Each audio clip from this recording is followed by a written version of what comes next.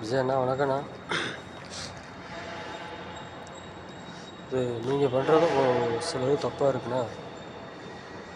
ஏன்னா அந்த பட்டாலாம் போட்டு கொடுக்குறதுண்ணா, அவங்க கட்சியில் தான் வந்து வீட்டெல்லாம் இடித்தாங்க.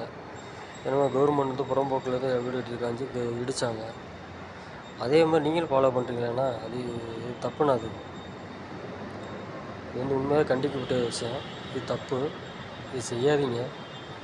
ஏன்னா மக்கள் தான் உங்களை தேர்ந்தெடுத்திருக்காங்க. நீங்களே அதனும் இல்லை, உங்களை வந்து மக்கள் தேர்ந்தெடுத்து வந்திருக்காங்க. இந்த மாதிரிலாம் ஆகக்கூடாதுன்னு சொல்லி தான் உங்களை தேர்ந்தெடுத்து வந்தது. சரிங்களா? நீங்களும் இப்படி பண்ணீங்கன்னா என்ன பண்ணுறது?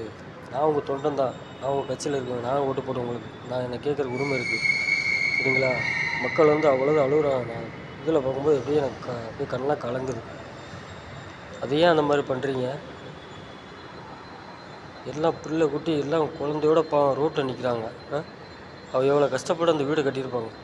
நீங்கள் அந்த இடத்த சொல்கிறீங்க. அந்த வீட்டை கட்டுறதுக்கு எவ்வளவு இப்போ விற்கிற செங்கம் மன செலவு வந்து என்ன ரேட்டு தெரியுங்களா? சொல்லுங்கள், என்ன ரேட்டு இப்போலாம் போகுது? அவங்க எவ்வளோ கஷ்டப்பட்டு வேறு சிந்தி அந்த வீட்டை கட்டி அவங்க இருந்திருப்பாங்க.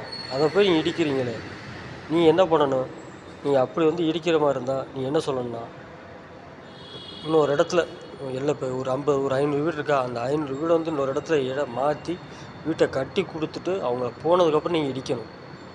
அதுதான் மனிதனுக்கு உண்மையானது. சரிங்களா? மனசு. நீங்கள் இப்போ இது பண்ணுறதுக்கு முன்னாடி இடிச்சுட்டு அவங்க நடுவிட்டு நிற்பாங்க, இல்லை உங்கள் வீட்டில் நீங்கள் அடைக்கலம் கொடுத்துருவீங்களா? அதான் அந்த இடித்த குடும்பத்தில் நீங்கள் உங்கள் வீட்டில் அடைக்கலம் கொடுத்துடல சார். ஏன் சார் இப்படி பண்ணுறீங்க? இது இப்போ கவர்மெண்ட்டுன்னு வந்துட்டாவே கொஞ்சம் அந்த திமிரு ஏறிடும் இருக்குது எல்லாருக்குமே. சரிங்களா? அதையே நீங்கள் அந்த இது பண்ணிகிட்டு இருக்கீங்க. தயவுசெய்து மாற்றுங்க. இப்போ எங்கெங்கே இந்த வீடுலாம் இடிச்சிங்களோ அந்த இடத்துக்கு தயவுசெய்து ஒரு இடத்த வாங்கி வீட்டை கட்டி கொடுத்துருங்க.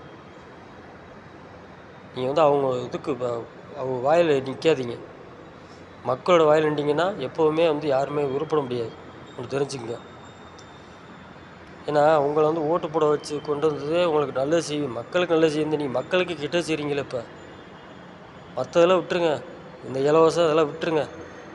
ஏன்னா அந்த நகை தள்ளுபடி நான் ஏற்கனவே உங்களுக்கு வீடியோ போட்டு நீங்கள் பார்த்தீங்களா செய்யன்னு தெரியல. அந்த நகைக்கே கிட்டத்தட்ட ரொம்ப பேர் பாவம் போயிடும். ரொம்ப பேர்லாம் வந்து இதாகிட்டாங்க. சரிங்களா? பாதி பேர் நகை அறதியாக போயிடுச்சு. நீங்கள் இப்படி நகை தள்ளுபடி பண்ணி அது நீங்கள் பண்ணுவீங்கன்னு நினச்சா அதுவும் பண்ணலை, அது விட்டுட்டீங்க. அதை விட்டுருங்க, நாங்கள் என்னமோ பண்ணிட்டு போகிறோம், எங்களுக்கு ஒன்றும் பிரச்சனை இல்லை. நீங்கள் வந்து தயவுசெய்து சொல்கிறேன், இந்த மாதிரி வீட்டை இடித்தா வீட்டை கட்டி கொடுத்துட்டு அதுக்கப்புறம் இடிங்க. எந்த இடமா தான் சரி, அதை முதல்ல ஃபாலோ பண்ண கற்றுக்குங்க. நீங்கள் போய் சீட்டில் உட்காந்தோன்னா அந்த பவர் வந்து உங்களுக்கு கொடுத்துருக்குன்னா மக்கள் தான் கொடுத்துருக்காங்க. சரிங்களா? அந்த ஆட்சிக்காரங்க பண்ண மாதிரி நீங்கள் அந்த மாதிரி பண்ணாதீங்க சார். இதெல்லாம் ரொம்ப துரோகம் சார். இதெல்லாம் மக்களுக்கு வந்து துரோகம் பண்ணி யாருமே வந்து வாழ முடியாது. ஒன்று தெரிஞ்சுக்கங்க, யாருமே நிம்மதியாக வாழ முடியாது. ஒன்று தெரிஞ்சு எவ்வளோ தான் காசு இருந்தாலும் வாழ முடியாது. தயவுசெய்து சொல்கிறேன், நான் வந்து சாகலாம் விடலை சார், உங்களுக்கு நல்லது தான் சொல்கிறேன். ஏன்னா உங்களுக்கு இப்போவே இருக்க கெட்ட பேர் போயிட்டுருக்கு, உங்களை கெட்ட பேர் ஆகிட்டு இருக்காங்க. நீங்கள் அதையே ஃபாலோ பண்ணிகிட்டு இருக்காதீங்க. முதல்ல நான் சொன்னதை அதை செய்யுங்க. அதே மாதிரி நான் சில இடத்துல வந்து பஸ்ஸு நீங்கள் விட்டுருக்கீங்க, அது நல்லது தான். ஆனால் அங்கேயுமே சில பஸ்ஸு பிள்ளைங்களுக்கு ஸ்கூல் பஸ்ஸு பற்ற மாட்டேங்குது சார். அது ஒரு பஸ் 2 பஸ்ஸு அந்த ஒரு கிராமம் வந்து எத்தனை கிராமமோ அதுக்கு தகுந்த மாதிரி பஸ்ஸு விடுங்க. ஒரு பஸ்ஸை விட்டுட்டோம்னு சொல்லி அந்த மாதிரி தான் வேணாம். 2 பஸ்ஸு 3 பஸ்ஸு விடுங்க. ஃப்ரீயாக போய்ட்டு ஃப்ரீயாக வரட்டும். நீங்கள் வந்து 10 கிலோமீட்டர் போகிறேங்கிறா, 10 கிலோமீட்டர் பஸ் நின்றுக்கிட்டே போவாங்களா? அதையும் இப்போ அலோவ் பண்ணுங்கள். நீங்கள் இந்த சிலிண்டர் இப்போ வந்து அந்த கரண்ட் வந்து 200 மீட்ரு ஃப்ரீன்னு சொல்லி சொன்னீங்க, அதில் எதுவுமே ஆகலை. எங்களுக்கு ரொம்ப இப்போ இந்த திருப்பு கரண்ட் பில் அதிகமாக தான் ஆகிருக்கு, கம்மியாகலை. ஆனால் அது போன விருப்பு யூஸ் பண்ணுறதே நான் பண்ணுறோம். ஆனால் இந்த விருப்பு 200 யூனிட் அதிகமாக தான் இருக்கு, கம்மியாகலை.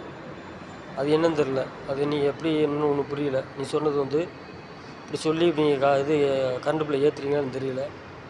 தயவுசெய்து சொல்கிறேன், நீங்கள் வந்து மக்களோட இதில் வந்து ஆளாகாதீங்க, அவ்வளோதான் சொல்லுவேன். இதை வந்து நீ ஃபாலோ பண்ணுங்கள், இதை வந்து சரி பண்ணுங்கள் சார். இன்னும் மீண்டும் சொல்கிறேன், மீண்டும் சொல்கிறேன், இதை வந்து கண்டிப்பாக இதை ஃபாலோ பண்ணுங்கள். நிறைய இடத்துல வந்து பிரச்சனை அதிகமாகிட்டுருக்கு, அதையும் சரி பண்ணுங்கள். அதே மாதிரி இன்னொரு கட்சியிலேருந்து வந்தால் நீ தயவுசெய்து சேர்க்காதீங்க. ஏன்னா அவங்க ஊழல் பண்ணதான் வந்திருக்காங்க. இப்போ இந்த அதிமுக கட்சியில் வந்து 3-4 பேர் வந்து ஊழல் பண்ணவங்க தான். அவங்கள எதுக்குள்ளே கொண்டு வந்தீங்க? உங்களுக்கு இருக்கிறதுக்கு இப்போ கெட்ட பிரைட்டுக்கு மக்களை வந்து வெறுக்கிற மாதிரி ஆக்கிட்டு இருக்காங்க. அதை ஃபாலோ பண்ணுங்கள். அதே தயவுசெய்து அவங்கள சேர்க்காதீங்க. அவங்களாம் வேணான்னு சொல்லிடுங்க. தயவுசெய்து போதும். நம்ம தமிழை வெற்றிக்கிறதுக்கு இந்த இது போதும், இந்த ஆள் போதும். தயவுசெய்து அவங்களாம் ஏகப்பட்டவங்க கொள்ளடிச்சிருக்காங்க. நீ சேர்க்க உங்களுக்கு கெட்ட பேர் ஆகிட்டுருக்கு சார். அதை நீங்கள் யாருமே சேர்க்காதீங்க. நீங்கள் இருக்கிற ஆளை வச்சு இது பண்ணிங்கன்னா போதும். ஆட்டோமேட்டிக்காக நீங்கள் எப்போவுமே நீங்கள் தான் வருவீங்க. இதை மட்டும் கண்டிப்பாக ஃபாலோ பண்ணுங்கள். மக்களே எல்லோரும் கண்டிப்பாக விஜய் பார்க்குற மாதிரி இந்த லைவ் டெலிவிஷன் நேராக அனுப்பிட்டுருங்க.